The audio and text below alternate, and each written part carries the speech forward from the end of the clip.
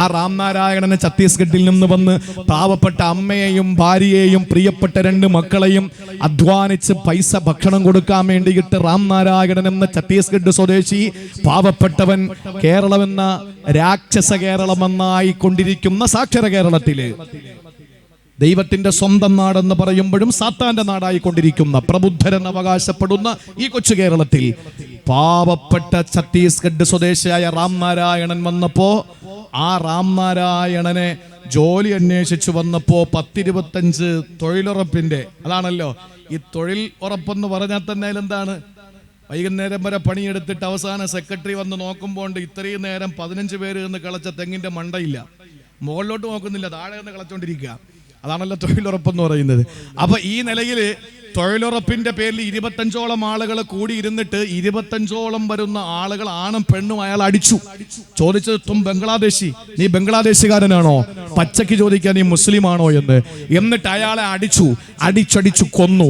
അയാളെ തൃശ്ശൂർ ജില്ലാ മെഡിക്കൽ കോളേജിലെ തൃശ്ശൂർ മെഡിക്കൽ കോളേജിന്റെ പോസ്റ്റ്മോർട്ടം ടേബിളിൽ കിടത്തിയിട്ട് പോസ്റ്റ്മോർട്ടം ചെയ്ത സർജൻ പിറ്റേ ദിവസം അദ്ദേഹത്തിന്റെ ഫേസ്ബുക്കിൽ കുറിച്ചിട്ടത്, എന്റെ ടേബിളിൽ, എന്റെ ആ മോർച്ചറിയിൽ, എന്റെ പോസ്റ്റ്മോർട്ടം ടേബിളിൽ 100 കണക്കിന് ബോഡികൾ വന്നിട്ടുണ്ട്, പക്ഷേ ഇത്രയും ദയനീയമായി ഞാൻ കണ്ണുനീരൊഴുക്കിക്കൊണ്ട് പോസ്റ്റ്മോർട്ടം ചെയ്ത ഒരു ബോഡിയുമില്ല. 85ഓളം വരുന്ന മുറിവ്. ഛത്തീസ്ഗഡിൽ നിന്ന് പാവപ്പെട്ട ആ സഹോദരി 3 ട്രെയിൻ കയറിയിട്ടാണ് തൃശ്ശൂർ എത്തിയത്. 3 ട്രെയിൻ. ആ സഹോദരി വന്നിട്ട് തന്റെ പ്രിയപ്പെട്ട ഭർത്താവ് രാംനാരായണൻ എന്ന ആ സഹോദരന്റെ ചേതനയറ്റ് കിടക്കുന്ന, അടിച്ചു കൊന്ന ആ ശരീരത്തെ ഒന്ന് കണ്ടിട്ട് വിതുമ്പുന്ന മുഖം പിറ്റേ ദിവസത്തെ പത്രങ്ങളിൽ അടിച്ചു വന്നപ്പോൾ നമുക്ക് സങ്കടം വന്നില്ലേ? അപ്പോഴും ഞാൻ ചേർത്ത് പറയുന്നത്, ഷിബു എന്ന് പറയുന്ന ഒരു കേരളീയനായ സഹോദരൻ അപകടത്തിൽപ്പെട്ട് അയാൾക്ക് മസ്തിഷ്ക മരണം സംഭവിച്ചപ്പോൾ അയാളുടെ ഇടനെഞ്ചിനകത്തിരുന്ന് മിടിക്കുന്ന ഹാർട്ട് ഇന്ന് 2026 അത് മിടിക്കുന്നുണ്ട്. ആള് മരിച്ചു, അയാളുടെ സഞ്ചയനം കഴിഞ്ഞു. പക്ഷെ ഷിബു എന്ന ഹൈന്ദവ സഹോദരന്റെ നെഞ്ചകത്തിരുന്ന ഹാർട്ട് മിടിക്കുന്നത് നേപ്പാളി സ്വദേശിയായ ഒരു ചെറുപ്പക്കാരിയുടെ നെഞ്ചിനകത്തിരുന്ന് മിടിക്കാൻ. ഇതും കേരളമാണ്. അതുകൊണ്ട് കേരളത്തെ നമുക്ക് അങ്ങനെ തന്നെ തുടർത്തിക്കൊണ്ടുപോകണം. എല്ലാ മതവിഭാഗങ്ങളും എല്ലാവരും ഒത്തൊരുമയോടെ പോകുന്നൊരവസ്ഥയ്ക്ക് നമുക്ക് ഈ ഒരു സമ്മേളനം, ഈ ഒരു നമ്മുടെ മാനവ മൈത്രി സമ്മേളനം അതൊരു കാരണമാകണം. അള്ളാഹു തൗഫീക്ക് നൽകട്ടെ. സഹോദരങ്ങളെ, ഇവിടെ പടുത്തുയർത്തിയ പരിശുദ്ധമായ പള്ളി, ഈ പള്ളി ഞാൻ ആമുഖം പറഞ്ഞല്ലോ, ഇവിടത്തെ ഹൈന്ദവനും ക്രൈസ്തവനും എല്ലാ ആളുകൾക്കും ഇത് ഉപകാരപ്രദമാണ്. ഒരു തർക്കമില്ലാത്ത കാര്യമാണത്. ഒരു തർക്കവും ആ വിഷയത്തിലില്ല. നിങ്ങൾ നോക്ക്, നമ്മുടെയൊക്കെ നാട്ടിലെ പള്ളികൾ, നമ്മളാണെന്ന് പറയുന്നത് പള്ളികളിലെ ഉച്ചഭാഷിണിയുടെ ശബ്ദം അത് പുറത്തേക്ക് മറ്റുള്ളവർക്ക് അരോചകമാണ് എന്ന്. അല്ല.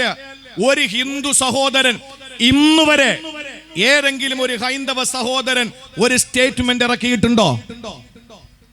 മാനവ മൈത്രി സമ്മേളനത്തോട് ചേർന്നിട്ടൊരു കോർവ പോലെ കണ്ടിന്യൂ ചെയ്യുന്ന ഒരു പരിപാടിയിലാണ് ഞാൻ സംസാരിക്കുന്നത്. പ്രിയപ്പെട്ടവരെ, ഞാൻ പറയുന്നു, ഒരു ഹൈന്ദവന്റെ ഒരു സ്റ്റേറ്റ്മെന്റ് ഇന്നേ വരെ പള്ളിയിലെ ബാങ്ക് ഞങ്ങൾക്ക് അരോചകമാണ് എന്ന് പറഞ്ഞിട്ട് നമുക്ക് കാണാൻ കഴിയൂല. ഒരു ക്രൈസ്തവന്റെ സ്റ്റേറ്റ്മെന്റ് കാണൂല. ഒരു മതമില്ലാത്തവന്റെ പ്രസ്താവന ഇന്ന് വരെ ഒരു പേജിൽ നമ്മൾ കണ്ടിട്ടില്ല. പള്ളിയുടെ ബാങ്ക് പ്രശ്നമാണ് എന്ന് സ്വയം നമ്മൾ ചിന്തിച്ചുകൊണ്ട് നമ്മളാണ് പറയുന്നത് പള്ളിയുടെ ശബ്ദം കുറയ്ക്കണമെന്ന്. പക്ഷേ ശബ്ദമലിനീകരണത്തിന്റെ പേരിൽ അമ്പലങ്ങളിലെയും ചർച്ചുകളിലെയും പള്ളികളിലെയും ഗുരുദ്വാരകളിലെയും ബുദ്ധവിഹാരങ്ങളുടെയും ഒപ്പം രാഷ്ട്രീയ പാർട്ടികളുടെയും സംഘടനാ ചർച്ചകളുടെയും ഒക്കെ ശബ്ദം കുറച്ചിട്ടുണ്ട് ഗവൺമെന്റ്. ഹോണ് പണ്ടത്തതുപോലെ ഇല്ലല്ലോ. ഇപ്പൊ ഈ ബോക്സ് എപ്പറ കിടന്ന് ഒച്ചത്തിൽ കൂവിയാലും ഈ വട്ടത്തിൽ നിൽക്കുന്നതല്ലാതെ അതിന് അപ്പുറത്തോട്ട് ഇതിനെ കീറിക്കൊണ്ടു പോകുന്നില്ല. അതുകൊണ്ട് ആർക്കും ഒരു അസ്വസ്ഥതയില്ല. പള്ളികളിലും അങ്ങനെ തന്നെയാണ്.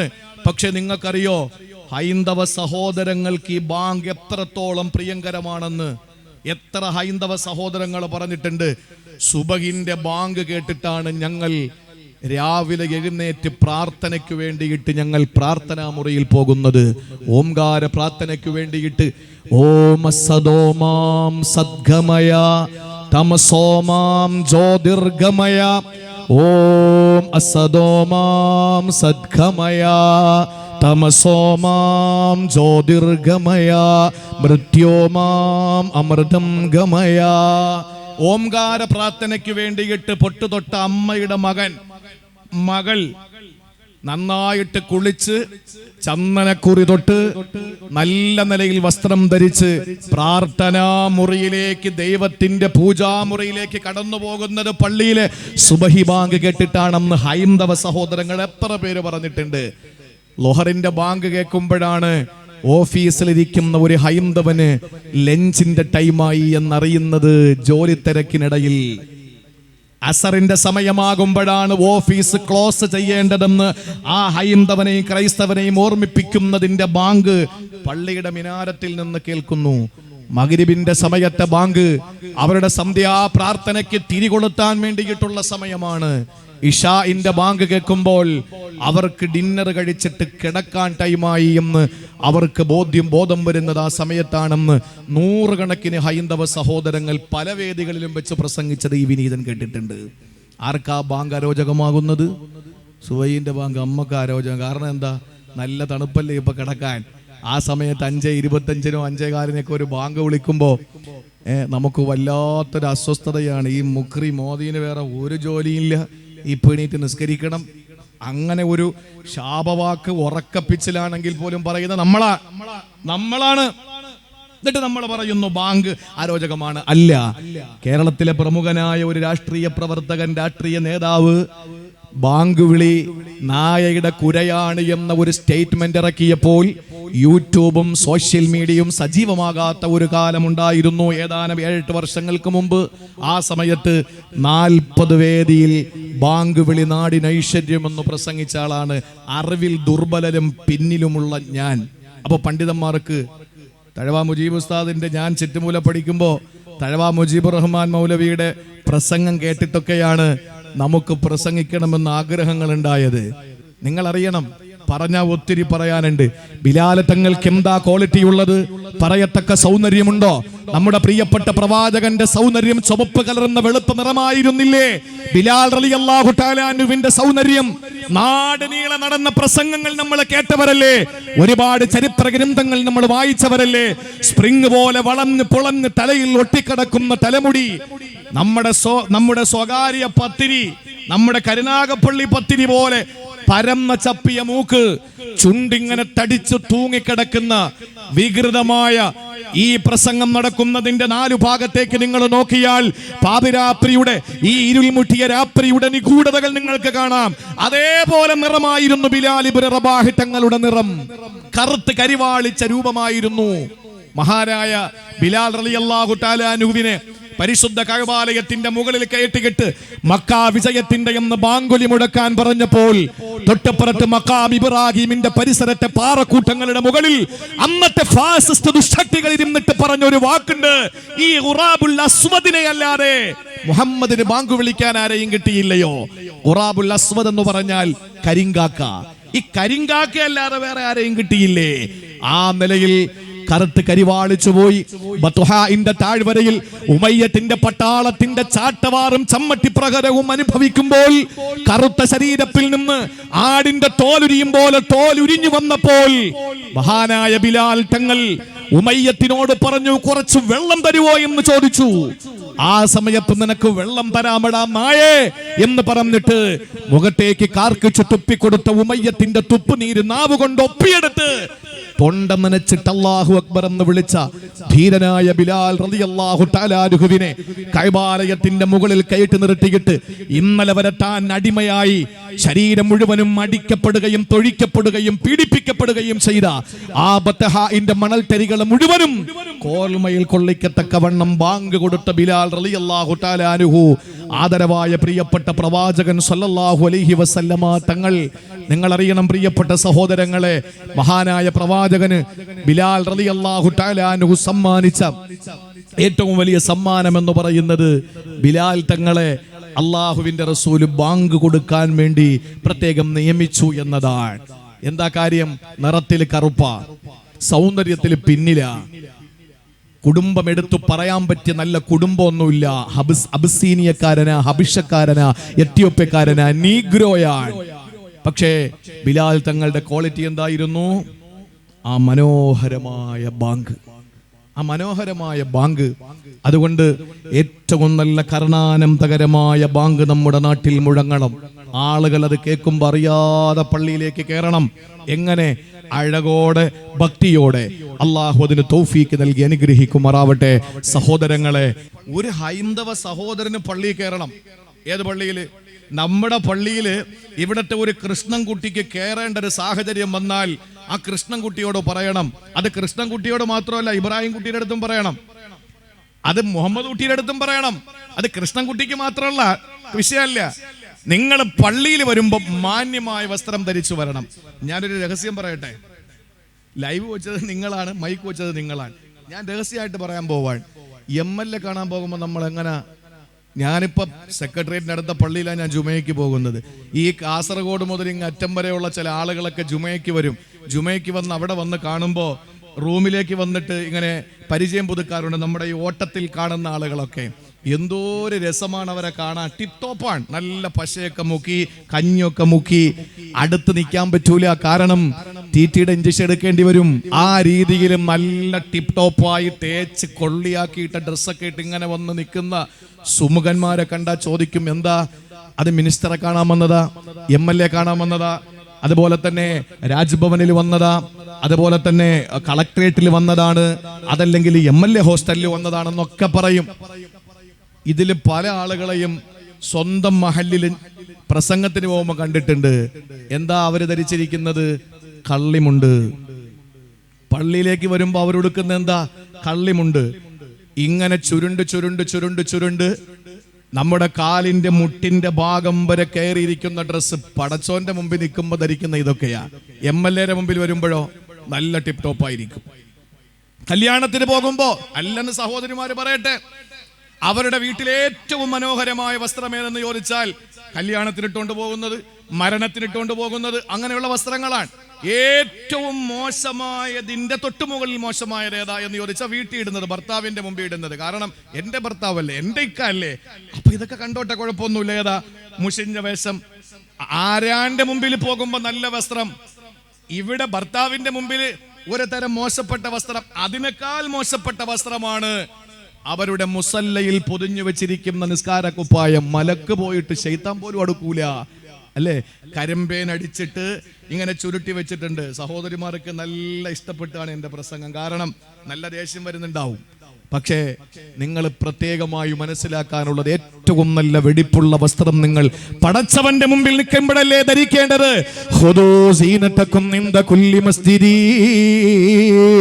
ഏറ്റവും നല്ല വസ്ത്രം നിങ്ങൾ ധരിക്കേണ്ടത് അള്ളാഹുവിന്റെ മുമ്പിൽ നിൽക്കുമ്പോഴാണ്. പള്ളിയിൽ നിങ്ങൾ പോകുമ്പോഴാണ് ഏറ്റവും നല്ല വസ്ത്രം നിങ്ങൾ ധരിക്കേണ്ടത്. പ്രിയപ്പെട്ട സഹോദരങ്ങളെ, എപ്പോഴാണ് ഈ ആയത്തിറങ്ങിയതെന്നറിയോ? അള്ളാഹുവിന്റെ പരിശുദ്ധമായ ഖുർആൻ സൂറത്തുൽ അറാഫിന്റെ 31-ാമത്തെ വചനമാണ്. യാ ബനീ ആദമ ഖുദൂ സീനതകും ഇൻദ കുല്ലി മസ്ജിദിൻ. നാളെ പാണക്കാട് സാദിഖ് അലി തങ്ങൾ ഖിദർ മസ്ജിദിന്റെ ഉദ്ഘാടനം നിർവഹിച്ചുകൊണ്ട് ലോകത്തുള്ള മുഴുവൻ മുസ്ലിമീങ്ങൾക്കും വേണ്ടി വഖഫ് ചെയ്യുമ്പോൾ, പ്രിയപ്പെട്ട സഹോദരങ്ങളെ, അടുത്ത വഖത്ത് നമസ്കാരത്തിലേക്ക് നിങ്ങൾ പള്ളിയിൽ പോകുന്ന ചെറുപ്പക്കാരനോട്, എന്റെ മധ്യവയസ്കനോട്, പിതാവിനോട് പറയാനുള്ളത്, നിങ്ങളുടെ വസ്ത്രങ്ങളിൽ ഏറ്റവും മനോഹരമായ വസ്ത്രം ധരിച്ചുകൊണ്ടാ പള്ളിയിൽ പോകേണ്ടത്. ഈ ആയത്തിറങ്ങാനുള്ള കാരണം എന്തെന്നറിയോ സഹോദരങ്ങളെ? പരിശുദ്ധമായ കഅബാലയ ഇന്ന അവ്വല ബൈതിന വുളിഅ ലിന്നാസി ലല്ലദീ ബിബക്കാ. അല്ലാഹ് പറഞ്ഞല്ലോ, അവന് വേണ്ടി പണി കഴിപ്പിക്കപ്പെട്ട ഭൂമി ലോകത്തെ ആദ്യത്തെ ദേവാലയമാണ്, ആദ്യത്തെ ഗേഹമാണ് പരിശുദ്ധമായ കഅബ. ആ കഅബാലയത്തിന്റെ നിർമ്മാണത്തിന്റെ ഘട്ടങ്ങളിൽ സഹോദരങ്ങളെ, കാട്ടറബികളുടെ സംസ്കാരത്തില് അല്ലാഹുവിന്റെ റസൂൽ സല്ലല്ലാഹു അലൈഹി വസല്ലമ തങ്ങൾ പരിശുദ്ധമായ മക്കയിൽ പ്രവാചകത്വമായി ഏറ്റെടുത്തുകൊണ്ട് ദഅവത്തിന്റെ പ്രാരംഭഘട്ടത്തില് ആളുകൾ എങ്ങനെയാണ് തവാഫ് ചെയ്തിരുന്നതെന്നറിയോ? ഇത് കഅബാലയത്തിന്റെ കാര്യമാ പറയുന്നത്. കരിമ്പടം പുറച്ച കറുത്ത സുന്ദരിയായ കരിങ്കൽ ഭിത്തി കൊണ്ട് നിർമ്മിക്കപ്പെട്ട കഅബാലയത്തിന്റെ 4 ഭാഗത്ത് തവാഫ് ചെയ്തിരുന്ന ആളുകളെ സംബന്ധിച്ച് ഹദീസിൽ കാണാം, എല്ലാ തഫ്സീറിന്റെ ഗ്രന്ഥങ്ങളിലും കാണാം. അവരെങ്ങനാണ് തവാഫ് ചെയ്തിരുന്നതെന്നറിയോ? പരിപൂർണ നഗ്നരായി ഒരു നൂൽബന്ധം പോലും ഇല്ലാതെ കഅബാലയത്തിനെ തവാഫ് ചെയ്തിരുന്ന സമൂഹത്തിന്റെ മുമ്പിൽ ഇടിമുഴക്കം പോലെ പരിശുദ്ധ ഖുർആൻ വിണ്ണിൽ നിന്ന് മണ്ണിലേക്ക് ഇറങ്ങുകയാ. റൂഹുൽ അമീൻ മലക്ക് ജിബ്രീൽ അലൈഹിസ്സലാം ഓതി കൊടുക്കുകയാ. നബിയെ പറഞ്ഞു കൊടുക്കുക, യാ ബനി ആദം, മുഅ്മിനീങ്ങളോട് മാത്രമല്ല അവിടുത്തെ വിശ്വാസികളല്ലാത്തവരോട്, അമുസ്ലിമീങ്ങളോട്, അവിശ്വാസികളോട്, മുശ്രിക്കീങ്ങളോട്, മുനാഫിക്കീങ്ങളോട്, മുഅ്മിനീങ്ങളോട് എല്ലാവരോടും അല്ലാഹുവിന്റെ റസൂൽ വിളിച്ചു പറയുന്നു, യാ ബനി ആദം, അല്ലയോ ആദം സന്തതികളെ, ഖുദൂ സീനതക്കും ഇൻദ കുല്ലി മസ്ജിദ്. ഏത് പള്ളിയിൽ പോയാൽ ഇൻദ കുല്ലി മസ്ജിദ് എന്നാണ് പറഞ്ഞത്, ഇൻദൽ കഅബ എന്നല്ല പറഞ്ഞത്. അല്ലാഹുവിന്റെ കഅബാലയത്തിൽ വരുമ്പോൾ എന്ന് മാത്രമല്ല ഖുർആൻ പറഞ്ഞത്. അഅറാഫ് 31-ാമത്തെ സൂക്തം നിങ്ങളൊന്ന് പരിശോധിക്കണേ. അല്ലാഹു പറഞ്ഞത് നിങ്ങൾ കഅബാലയത്തിന്റെ അടുക്കൽ വരുമ്പോൾ എന്നല്ല, പിന്നെ അല്ലാഹു പറഞ്ഞത് ഇൻദ കുല്ലി മസ്ജിദ്. ടോട്ടലി ജനറലൈസ് ചെയ്തുകൊണ്ട് അല്ലാഹു പറയുകയാണ്, ലോകത്തെവിടെയെല്ലാം ദേവാലയങ്ങളുണ്ടോ, ലോകത്തെവിടെയെല്ലാം പടച്ചവന് വേണ്ടിയിട്ട് ആരാധനയ്ക്ക് വേണ്ടി ഗേഹങ്ങൾ നിർമ്മിക്കപ്പെടുന്നുണ്ടോ, അത് തഴവയിലെ ഖിളർ മസ്ജിദ് ആയാൽ, അത് ലോകത്തുള്ള ഏത് പള്ളിയായാൽ, ആ പള്ളിയിലേക്ക് നിങ്ങൾ പോകുമ്പോ അല്ലാഹു പറയുകയാണ്, സീനതക്കും ഇൻദ കുല്ലി മസ്ജിദി. ഏറ്റവും നല്ല അഴകാർന്ന വസ്ത്രം ധരിച്ചുകൊണ്ട് പള്ളിയിലേക്ക് പോകണമെന്ന എന്റെ സഹോദരങ്ങളെ 2 പേരുടെ കഥ പറയുന്നുണ്ട്. മഹാനായ മാലിക് ബിൻ ദീനാർ കഥ പറയുകയാ. 2 ആളുകൾ മസ്ജിദിന്റെ മുമ്പിൽ വന്ന് നിൽക്കുകയാണ്. ഒരാള് പള്ളിക്കകത്തേക്ക് കടന്നുപോയി, അടുത്തയാള് പള്ളിയുടെ വാതിൽക്കൽ തന്നെ നിൽക്കുകയാണ്, പള്ളിക്കകത്തേക്ക് കയറുന്നില്ല. അയാളോട് പള്ളിയിൽ കയറിയ സഹോദരൻ ചോദിച്ചു, നീ പള്ളിയിൽ വരുന്നില്ലേ? അയാള് പറഞ്ഞു, ഇല്ല, ഈ പള്ളിയിലേക്ക് വരാൻ മാത്രം എനിക്ക് യോഗ്യതയില്ല, ഈ പള്ളിയിൽ കയറാൻ മാത്രം എനിക്ക് യോഗ്യതയില്ല. ആ സമയത്തിന്റെ സഹോദരങ്ങളെ, തന്റെ സ്വഭാവ ദൂഷ്യം കൊണ്ടും തന്റെ പ്രവർത്തനങ്ങളുടെ മോശപ്പരം കൊണ്ടും തന്റെ ദുഷ്കർമ്മങ്ങളുടെ പേമാരി കൊണ്ടും ആ മനുഷ്യൻ ചിന്തിച്ചു പോയി, ഇല്ല, എനിക്ക് അല്ലാഹുവിന്റെ പള്ളിയിൽ കയറാനുള്ള യോഗ്യതയില്ല, എനിക്ക് പടച്ചവന്റെ പള്ളിയിലോട്ട് പ്രവേശിക്കാനുള്ള യോഗ്യതയില്ല, അതുകൊണ്ട് ഞാൻ ഇവിടെ നിൽക്കുന്നു എന്ന് പറഞ്ഞ് പള്ളിയുടെ പുറത്തിറങ്ങി നിന്ന മനുഷ്യന്റെ അടുക്കൽ അതാ കടന്നു വരികയാണ് മലക്കാനി യൻസിലാൻ. 2 മലക്കുകൾ ആകാശലോകത്തിനും ഇറങ്ങി വരികയാ. ആ 2 മലക്കുകൾ ആ മനുഷ്യനെ പറ്റിയിട്ട് എഴുതിയതെന്തെന്നറിയോ? ഇവന് സത്യസന്ധനാണ്, ഇവന് സത്യസന്ധനാണ്, ഇവന്റെ ജീവിതത്തിൽ എപ്പോഴോ പാകപ്പിഴവുകൾ സംഭവിച്ചു പോയി. ആ പിഴവുകൾ തന്റെ ജീവിതത്തിൽ എപ്പോഴും തന്നെ വേട്ടയാടിക്കൊണ്ടിരുന്നപ്പോ എന്റെ സ്വഭാവ ദൂഷ്യവുമായിട്ട് അല്ലാഹുവിന്റെ പള്ളിയിലേക്ക് കടന്നു വരാൻ എനിക്ക് യോഗ്യതയില്ലെന്ന് ആ മനുഷ്യന് തിരിച്ചറിഞ്ഞ സമയം പള്ളിയുടെ പുറത്ത് നിൽക്കുകയാണ്. ഇത്രയും വലിയ ആദരവോടെ നോക്കിക്കണ്ടപ്പോ പാപിയായ മനുഷ്യന്റെ സമക്ഷത്തിലേക്ക് വെണ്ണിൽ നിന്ന് മാലാകമാർ ഇറങ്ങി വന്നിട്ട് അവര് സത്യസാക്ഷ്യം പറയുകയാണ്, ഈ മനുഷ്യന് സിദ്ദീഖീങ്ങളിൽ പെട്ടവനാണ്, ഇവന് സത്യസന്ധനാണ്, ഇവന് സത്യസന്ധനാണ്. സഹോദരങ്ങളെ, ഖുർആൻ സൂറത്തുൽ ബഖറയിൽ അല്ലാഹു പറഞ്ഞതെന്താണ്? മാ കാന ലഹും മൻ യദ്ഖുലുഹാ ഇല്ലാ ഖായിഫീ. ഭയഭക്തിയോടുകൂടി നെഞ്ചിടിപ്പോടെയല്ലാതെ പള്ളിയിലേക്ക് കയറാൻ പാടില്ല, നെഞ്ചിടിപ്പോടുകൂടിയിട്ടല്ലാതെ പള്ളിയിലേക്ക് പ്രവേശിക്കാൻ പാടില്ല. ഇന്ന് രാഷ്ട്രീയ ചർച്ച എവിടെ വെച്ചാ ചെറുപ്പക്കാരാ? സംഘടനാ ചർച്ചകൾ എവിടെ വെച്ചാ? പള്ളിക്കകത്ത് വെച്ചല്ലേ. കടത്തിണ്ണകളിൽ ഉള്ള പ്രശ്നങ്ങൾക്ക് പരിഹാരം പള്ളിക്കകത്ത് കാണേണ്ടതിന് പകരം പള്ളിക്കകത്തെ പ്രശ്നങ്ങൾക്ക് പരിഹാര കടത്തിണ്ണകളിലും ചായപ്പീടികയിലും നടത്തുന്ന കാലത്താ. ആരാ ഇന്ന് പള്ളിക്കകത്ത് കയറുമ്പോൾ ഭൗതിക കാര്യങ്ങൾ മാറ്റിവെച്ചിട്ട് ആത്മീയമായിട്ട് പടച്ചവനിലേക്ക് ലയിച്ചു ചേരുന്നവരാരാ? ഞാനുണ്ടോ? സംഘാടകരുണ്ടോ? ശ്രോതാക്കളായ നിങ്ങളുണ്ടോ? പ്രിയപ്പെട്ടവരെ, ആലോചിച്ചു നോക്കണം. അല്ലാഹു സൂറത്തുൽ ബഖറയിലൂടെ പറഞ്ഞത് എന്താണ്? മാ കാന ലഹും യദ്ഖുലുഹാ ഇല്ലാ ഖായിഫീൻ. പേടിച്ചുകൊണ്ടല്ലാതെ പള്ളിക്കകത്ത് കയറാൻ പാടില്ല. അഴകോടുകൂടി ഭക്തിയോടുകൂടി ഒരു പള്ളിയെ സമീപിക്കണമെന്ന് പരിശുദ്ധ ഖുർആൻ വെറുതെ പറയുന്നതല്ല. ഏറ്റവും ഉചിതമായ ഏറ്റവും കരണീയമായ അഭികാമ്യമായ കാര്യമേതെന്നറിയോ? സഹോദരങ്ങളെ, പള്ളിയിലേക്ക് നമ്മൾ പോകുമ്പോ മഹാനായ പ്രവാചകൻ നബി മുഹമ്മദ് മുസ്തഫ സല്ലല്ലാഹു അലൈഹി വസല്ലമ തങ്ങൾ പഠിപ്പിച്ചല്ലോ, കഅബാലയത്തിൽ പോയാൽ കഅബയുടെ തവാഫാണ് നിങ്ങളുടെ അഭിവാദനം. ഒരു മുസൽമാനെ കാണുമ്പോ അവന്റെ മുഖത്ത് നോക്കിയിട്ട് അസ്സലാമു അലൈക്കും എന്ന് പറയലാണ് അഭികാമ്യം. അത് കഴിഞ്ഞാൽ അതാണ് അഭിവാദനം. എന്നാൽ ഒരു പള്ളിയിൽ പോയാൽ ഖിദ്ർ മസ്ജിദിൽ നിങ്ങൾ കയറുമ്പോൾ ആ പള്ളിയെ ചുറ്റലല്ല വേണ്ടത്. അതാണ് ചന്ദനക്കുടം ഇസ്ലാമികമല്ലെന്ന് പറഞ്ഞത്. കഅബാലയത്തിൽ മാത്രമേ പള്ളിയെ ചുറ്റാൻ പറ്റൂ. മദീന പോലും പള്ളിയെ ചുറ്റേണ്ടതില്ല, മസ്ജിദുൽ അഖ്സ പോലും പള്ളിയെ ചുറ്റേണ്ടതില്ല. പിന്നെങ്ങനാണ് ഭീമാ പള്ളിയിൽ നമ്മൾ ചുറ്റുക? പിന്നെങ്ങനാണ് കരുനാഗപ്പള്ളി ശൈഖ് പള്ളിയിൽ ചുറ്റുക? പ്രിയപ്പെട്ടവരെ, ഞാൻ 916 സുന്നി തന്നെയാണ് പറയുന്നത്, സുന്നി ആശയം തന്നെയാണ്. ആർക്കും തർക്കമില്ല. ഞാൻ പറയട്ടെ, പള്ളിയിൽ തവാഫ് ചെയ്യേണ്ടത് കഅബാലയം മാത്രമാണ്. ഒരു സത്യവിശ്വാസിയെ കാണുമ്പോ സലാം ചൊല്ലലാണ്. എന്നാൽ ഒരു പള്ളിയിൽ പോകുമ്പോൾ അഭിവാദനം റസൂലുള്ള പഠിപ്പിച്ചതേതെന്നറിയോ? അഅത്തുൽ മസാജിദ ഹഖഹാ.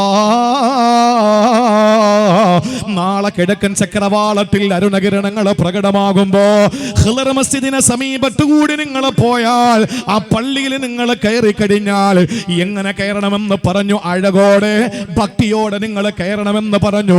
അടുത്തത് നിങ്ങൾ പള്ളിയിലേക്ക് കയറി കഴിഞ്ഞാൽ ആ പള്ളിയോടുള്ള ബാധ്യത നിങ്ങൾ നിറവേറ്റണമെന്ന് മുഹമ്മദ് മുസ്തഫ ചോദിച്ചു. വമാ ഹഖുഹാ യാ റസൂലല്ലാഹ്, അതിനോടുള്ള ബാധ്യത എന്താണെന്ന് പറയുമോ?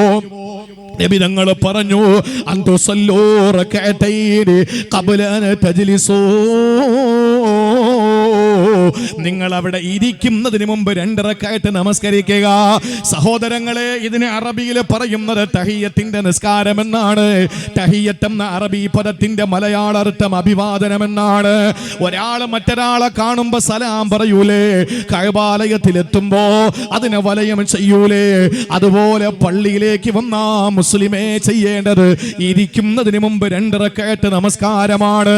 സഹോദരങ്ങളെ, ചിന്തിച്ചു നോക്കണേ. ഈ നാട്ടിൽ 950 ഇങ്ങനെ ഒരു പള്ളിക്ക് വേണ്ടിയിട്ട് തീരുമാനമെടുക്കുമ്പോ ഇന്ന് 2026 ജാനുവരി മാസത്തില് ഈ അനുഗ്രഹീതമായ പള്ളിയുടെ ഉദ്ഘാടനം നടക്കുമ്പോ ആ കബറിൽ കിടന്ന മഹാനായ തഴവ ഉസ്താദ് പറയുന്ന വാക്കെന്തെന്നറിയോ? സഹോദരങ്ങളെ, നേരത്തെ ഞാൻ തുടങ്ങുമ്പോ പറഞ്ഞ ഹുജ്ജത്തുൽ ഇസ്ലാം ഇമാം അബൂ ഹാമിദ് അൽ ഗസാലി തങ്ങൾ തന്റെ ഇഹ്യയിൽ പറയുകയാണ്, മാമിൻ ലൈലത്തിനില്ല വയുനാദി മുനാദിൻ യാ അഹ്ലൽ ഖുബൂർ.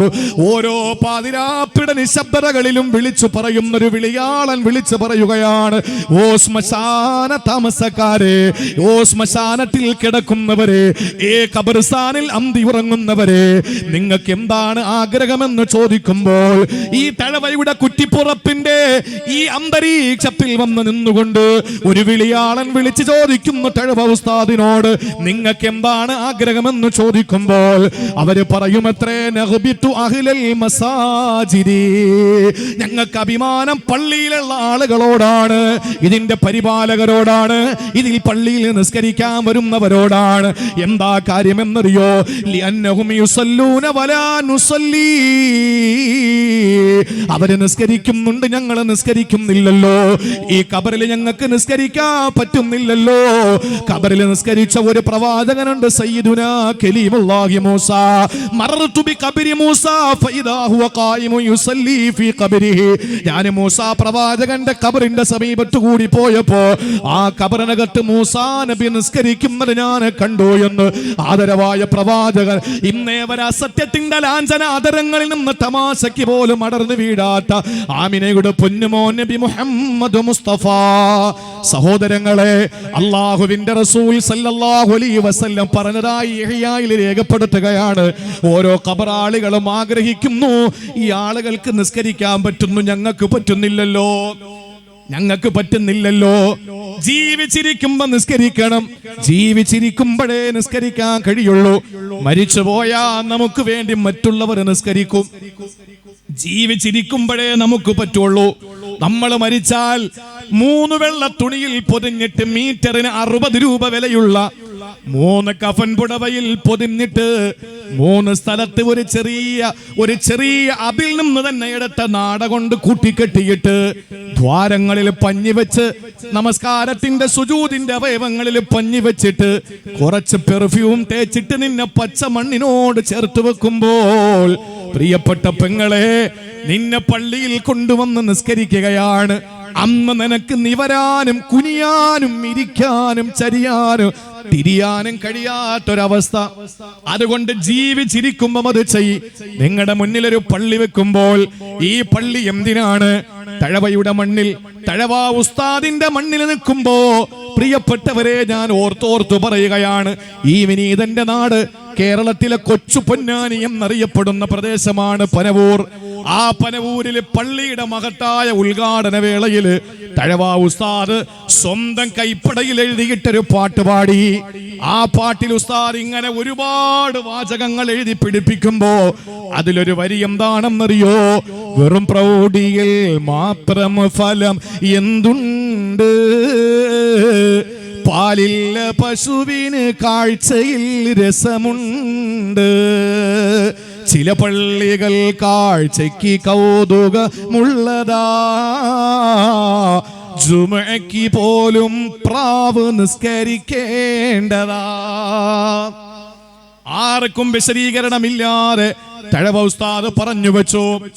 ഒരു പശുവിനെ വാങ്ങി 60,000 രൂപയ്ക്ക് കുറ്റിപ്പുറത്തെ വീട്ടിന്റെ പശുവിന്റെ തൊഴുത്തിൽ കൊണ്ടുവന്ന് കെട്ടി നേരം പരപരാ വിളക്കുന്ന സമയത്ത് വലിയൊരു പാത്രമെടുത്ത് അതിന്റെ അകിടിലേക്ക് ചേർത്ത് വെച്ചിട്ട് പാല് ചുരത്താൻ ശ്രമിക്കുമ്പോൾ ആ പാല് പശു ചുരത്താതെ അകിടിന് എന്തെങ്കിലും പ്രശ്നം വന്നാൽ പശുവിനെ കൊണ്ട് എന്ത് ഗുണം?